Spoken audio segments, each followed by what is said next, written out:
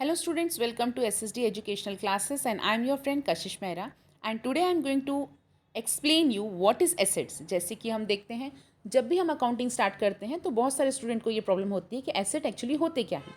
तो हर वो प्रॉपर्टी जो बिजनेस की अर्न की हुई है या जो बिजनेस में लगाई हुई है उसको हम बोलते हैं एसेट, और ये एसेट बिजनेस को आगे बढ़ाने में काम आते हैं। तो एसेट हम मान सकते हैं एक ऐसी प्रॉपर्टी, एक ऐसी चीज़ जो बिजनेस में लगाई जाती है, जो बिजनेस को आगे बढ़ाने में काम आती है, उसे हम कहते हैं asset. I can explain you the classification of asset. It can be divided into three parts, that is non-current asset, current asset and fictitious asset. Let's see the explanation of non-current assets. These are used for carrying out normal business operations and are held in the business not for purpose of reselling. अगर हम कोई भी asset purchase करते हैं न कि business में, मतलब हम उसको रीसेलिंग करने के लिए नहीं, बल्कि बिजनेस में नॉर्मल बिजनेस ऑपरेशंस को रन करने के लिए अगर परचेज करते हैं तो उसे हम कहते हैं नॉन करंट एसेट्स। जैसे हम कोई भी फिक्स्ड एसेट्स को ले सकते हैं। These can be further classified into fixed asset, non-current investment, long-term loans, advances and other non-current assets. तो अगर हम नॉन करंट एसेट में लेते हैं तो सबसे पहले आता है फिक्स्ड एसेट।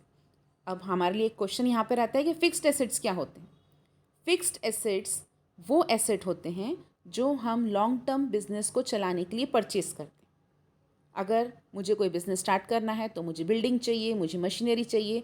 तो जब हम बिल्डिंग, मशीनरी या कोई भी ऐसे एसेट परचेज करते हैं जिससे हम बिज़नेस को आगे बढ़ा सकें, उससे हम कहते हैं फिक्स्ड एसेट। और यहाँ पर ये एसेट हम बेचने के लिए नहीं परचेज करते।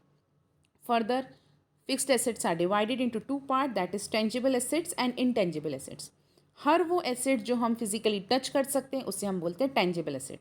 जैसे लैंड, बिल्डिंग, तो ये जिसको हम टच कर पाएंगे that are the tangible asset.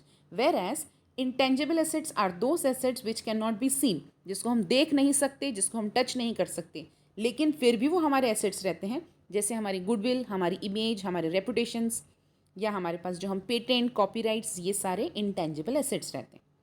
अब यहाँ तक हमारी बात हुई नॉन करंट की। अब हम बात करेंगे करंट एसेट्स। अगर आपको पता होगा कि करंट एसेट्स जो हैं वो शॉर्ट टर्म पीरियड के लिए होते हैं और वैसे ही फिक्स्ड एसेट्स जो हैं वो लॉन्ग टर्म पीरियड के लिए। तो those assets which are held for short term basis, कुछ एसेट्स जो एक साल के कम पीरियड के लिए हम अगर परचेज करते हैं तो उसे हम कहते हैं करंट एसेट्स।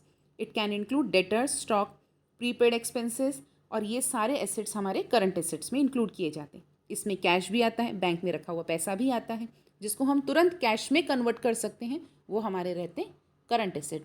और मोस्टली ये एक साल के पीरियड के लिए काम करते हैं। It means if we are, अगर हम ऐसा मान के चलते हैं कि जो एसेट हैं वो एक साल से कम पीरियड के लिए हैं तो वो करंट एसेट में आएंगे, और अगर एक साल से ज़्यादा पीरियड के लिए है तो वो लॉन्ग टर्म एसेट मतलब फिक्स्ड एसेट में जाएंगे। Now third part is fictitious asset. These are those assets which are neither tangible, जिसको हम नॉट इनटेंजिबल, जो कि न टेंजिबल है न इनटेंजिबल है। These are the losses not written off in the year in which they are incurred but in more than one accounting period। ये कुछ ऐसे एसेट्स होते हैं जो सिर्फ एक साल की पीरियड के लिए इंक्लूडेड नहीं रहते, बल्कि ये कई सालों तक चलते रहते हैं। तो ये ऐसे एसेट्स को हम इनटेंजिबल एसेट्स भी कहते हैं। होप स्टूडेंट्स आपको हमारा वीडियो समझ में आया होगा, आपको अब पूरी तरीके से क्लियर हो गया होगा कि एसेट क्या है और कितने टाइप के एसेट्स होते हैं। अगर आपको वीडियो पसंद आया है तो इसे लाइक कीजिए, चैनल को सब्सक्राइब कीजिए और शेयर कीजिए। Thank you.